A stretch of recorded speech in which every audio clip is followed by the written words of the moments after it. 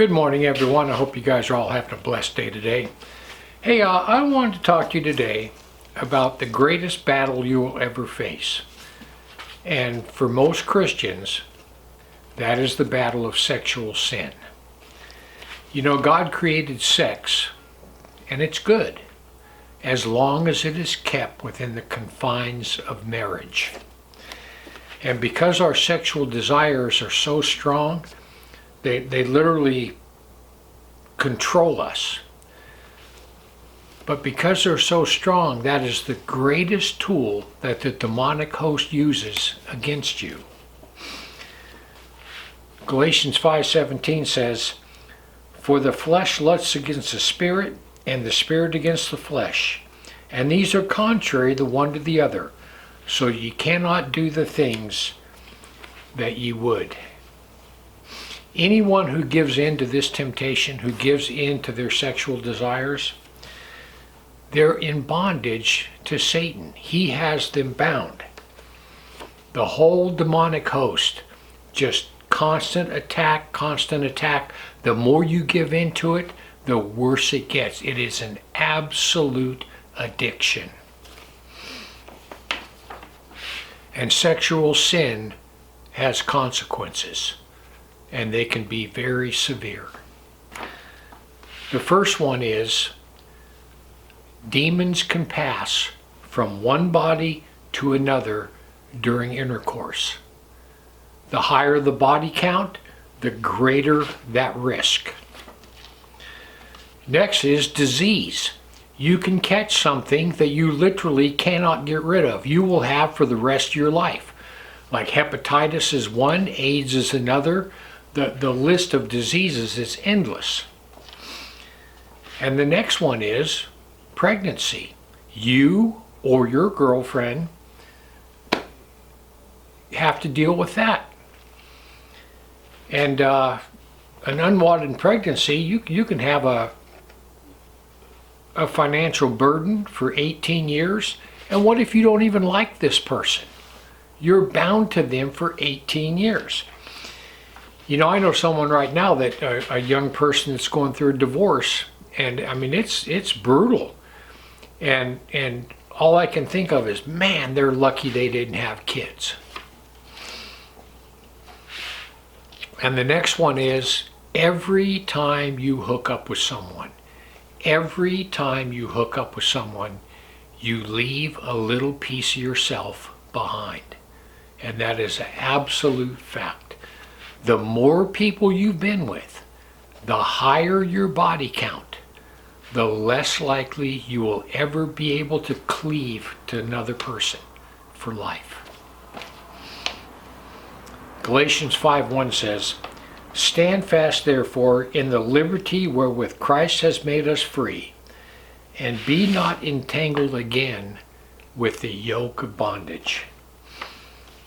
Anyone who's involved in sexual sin, fornication, anyone who's involved in having sex outside of marriage, you are absolutely 100% out of fellowship with God.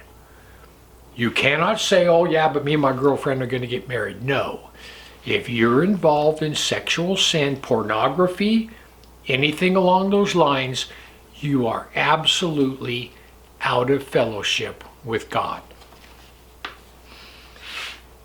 And guys, listen, God will not, if you're a born again believer, God will not allow you to be out of fellowship with Him.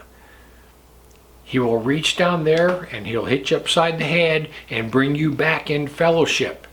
And if you don't ask God to help you and honestly try to get this out of your life, God will bring you to a point where you eventually will. And it's a whole lot better to do it yourself than to have God force you to do it. Sexual sin has been an issue since the dawn of time. It's always been here. Even the angels fell into sexual sin. The 200 angels that came down to Mount Hermon, mated with human women, of the Nephilim, were the result. Even the angels weren't strong enough to fight it.